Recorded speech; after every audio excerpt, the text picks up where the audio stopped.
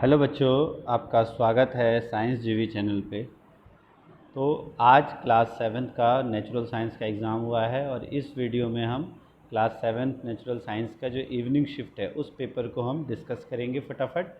तो कल एक वीडियो हमने डाल ली थी उससे पहले, और जिसमें से बहुत सारे बच्चों का उसी में से पेपर आया है कहना है। तो आइए देखते हैं हम। खंड क में आपके पहले क्वेश्चंस के 12 पार्ट थे, ये आपको अच्छे से समझाया गया था। जितने भी आपके पेपर थे उसी इस पैटर्न आपको पहले से बताया। जैसे जल वाहिकाओं द्वारा, जल जो है वाहिकाओं द्वारा पत्तियों तक पहुंचाया जाता है और सूर्य ऊर्जा का चरम स्रोत है। तो जल ये भी आपका सही है और सूर्य चरम स्रोत है, ये भी सही है। फिर पत्तियों में दोनों में से कोई एक करना था आपको, तो ये सही हो जाएगा आपका।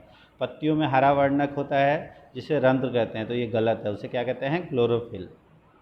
पत्तियों में केवल हरा वर्णक है, ये भी गलत है, क्योंकि उसके अलावा भी और भी वर्णक होते हैं। अगला क्वेश्चन है, दो सेलों की बैटरी बनाने के लिए एक सेल के ऋण टर्मिनल को दूसरे सेल के ऋण टर्मिनल से जोड़ते हैं, तो ये गलत है। एक ऋण को एक धन से जोड़ते हैं। वाहन का चाल मापी द्वारा मापी जाती है, तो ये सही है। फिर है, गीली दीवारों पर हरे काई जैसे पादप आ जाते हैं, उन्हें हम क्या कहते हैं? जो गीली दीवारों पर हरे पादप जो आते हैं उसे हम क्या कहते हैं? काई कहते हैं। क्या कहते हैं? काई। फिर है, मूल मात्रक सेकंड है। किसका मूल मात्रक सेकंड है? तो समय का मूल मात्रक सेकंड है। एकांक समय में वस्तु द्वारा तय की गई दूरी को उसकी क्या कहते हैं? चाल। अगला है, विद्युत सेल के प्रतीक में छोटी रेखा उसके नेगेटिव, जो एक बड़ी रेखा होती है एक छोटी रेखा होती है, बड़ी पॉजिटिव को छोटी नेगेटिव को निरूपित करती है।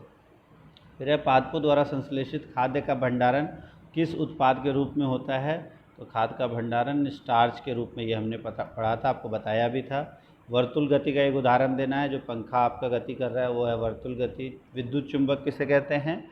कि जब एक धातु से करंट पास की जाती है तो उसके आसपास चुंबकीय क्षेत्र बन जाता है, और इसी को हम कहते हैं विद्युत चुंबक। फिर बल्ब में जो पतला तार होता है उसे क्या कहते हैं? तो उसे हम कहते हैं तंतु।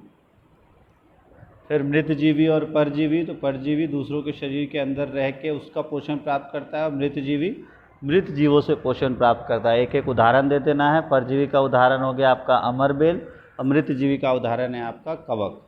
फिर है, खाद्य की आवश्यकता क्यों होती है? तो वृद्धि करने के लिए, अपने शरीर की सुरक्षा करने के लिए, अनुरक्षण के लिए खाद्य की आवश्यकता होती है। और प्रकाश संश्लेषण के लिए क्या क्या चाहिए? तो कार्बन डाइऑक्साइड, जल, सूर्य का प्रकाश और क्लोरोफिल, ये आपको लिख देना था। फिर चौथा क्वेश्चन अगर देखें, सरल लोलक 20 दोलन पूरा करने में 32 सेकंड लेता है, तो आवर्तकाल, तो आवर्तकाल क्या होता है? एक दोलन करने में लिया गया समय। 20 दोलन में 32 सेकंड ले रहा है, तो एक दोलन में 32/20, तो 1.6 सेकंड लेगा। और सरल लोलक के आवर्तकाल की परिभाषा, एक दोलन करने में लिए गए समय को आवर्तकाल कहते हैं। विद्युत परिपथ में आग लगने के प्रमुख कारण क्या क्या होते हैं? एक शॉर्ट सर्किट होना, ठीक है, यह अत्यधिक मात्रा में, एक सबसे प्रमुख कारण, दो प्रमुख कारण, एक तो है आपका शॉर्ट सर्किट हो जाना जब, और लघुपथन जिसे हम कहते हैं शॉर्ट सर्किट, और ओवरलोडिंग, ठीक है, अतिभारण और लघुपथन, ये दो इसके कारण हैं। अगला है, दो स्टेशनों के बीच की दूरी 240 है, 4 घंटे लेती है, तो रेलगाड़ी की 60 किलोमीटर प्रति घंटा। विद्युत धारा का तापीय प्रभाव का क्या अर्थ है? तो जो हम विद्युत धारा के तापीय प्रभाव, जब किसी भी उपकरण से विद्युत धारा या किसी भी तार से विद्युत धारा प्रवाहित होती है तो वो गर्म हो जाती है, इसी को हम कहते हैं विद्युत धारा का तापीय प्रभाव। चुंबक के दो उपयोग लिखने थे, कोई से भी दो उपयोग आप आसानी से लिख सकते हो। फिर प्रकाश संश्लेषण को निर्मित करते हुए पौधे का आपको चित्र बनाना था, और दृष्टिबाधित विद्यार्थियों के लिए था मिट्टी में खाद और उर्वरक क्यों मिलाए जाते हैं? उसकी गुणवत्ता बढ़ाने के लिए और जो उसको पोषण प्राप्त करने के लिए। फिर है, यदि रंध्र छिद्र पत्ती के ऊपर सतह पे होते तो क्या होता? उसमें से जल जो है वो प्रॉपर तरीके से नहीं निकल पाता।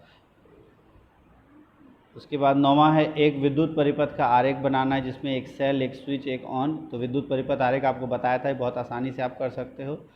और अगला है कि गति का वर्गीकरण करना है। पृथ्वी के इर्द गिर्द चंद्रमा की जो गति है वो कैसी गति है? तो ये वर्तुल गति।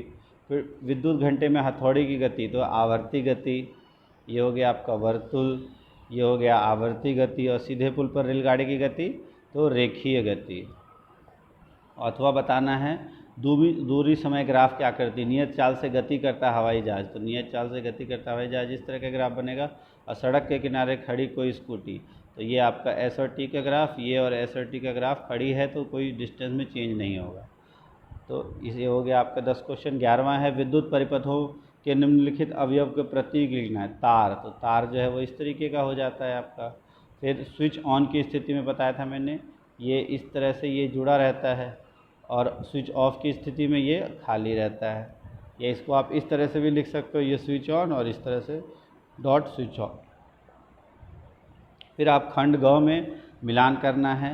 क्लोरोफिल, क्लोरोफिल आपका आप देखो पत्तियों में होता है, तो क्लोरोफिल का हो जाएगा पत्ती। नाइट्रोजन, नाइट्रोजन अमरबेल, अमरबेल क्या है, एक परजीवी है, तो इसका परजीवी हो गया।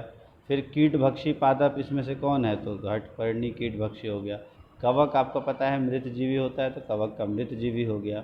ठीक है उसके बाद नाइट्रोजन जो है वो जीवाणुओं के द्वारा मिलता है, और जंतु जो है वो परपोषी होते हैं। ठीक है, तो ये आ गया आपका टोटल सभी।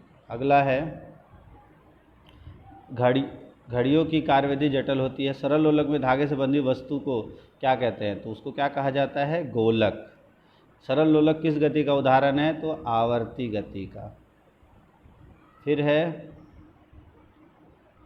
घड़ियों की कार्यविधि कैसी होती है, तो सरल होती है, जटिल होती है, उपयोगी होती है, तो इसकी कार्यविधि बहुत ही सरल होती है। सरल लोलक किसके द्वारा बनाया जाता है, धातु के गोले से, पत्थर के टुकड़े से, ए या बी, तो ए और बी किसी से भी बना सकते हैं। फिर है कुछ पौधों में शाखाएं तने के समीप निकलती है, लेकिन गोले से हम ज़्यादा बना सकते हैं, लेकिन पत्थर के टुकड़े का भी इस्तेमाल करके बना सकते हैं। फिर है कुछ पौधे में शाखाएं तने के आधार के समीप निकलती है। झाड़ी में शाखाएं निकलती हैं, जो झाड़ी से शाखाएं निकलती है वो कहाँ से निकलती है, तने के आधार के पास से। और कुछ पौधे अधिक लंबे होते हैं, वो क्या कहलाते हैं, जो पौधे अधिक लंबे होते हैं उन्हें हम कहते हैं झाड़ी। हरे व कोमल तने वाले पौधे क्या कहलाते हैं, तो शाख। और जो पौधे सहायता से ऊपर चढ़ जाते हैं उन्हें हम, वो कौन से हैं, मनी प्लांट। अब 15वां क्वेश्चन है स्थलीय आवास का उदाहरण है, तो घास के मैदान, वन, मरुस्थल सभी इसके स्थलीय है, तीनों है। झील एवं नदियाँ जलीय आवास है, तो ये हो गया। मेंढक का आवास कैसा है, तो मेंढक दोनों में रहता है, जल और स्थल, तो ये हो गया। ऊँट का आवास कैसा है, तो जलीय आवास है, तो स्थलीय आवास है। तो इस तरह से ये आपके सारे क्वेश्चंस हमने डिस्कस कर लिए। आप फटाफट अपने मार्क्स बताओ कितने आए हैं कैलकुलेट करके, और फिर कमेंट बॉक्स में लिखना जो वीडियो बनाई थी उसमें से क्वेश्चंस कितने आए। थैंक्स फॉर वॉचिंग साइंस जीवी।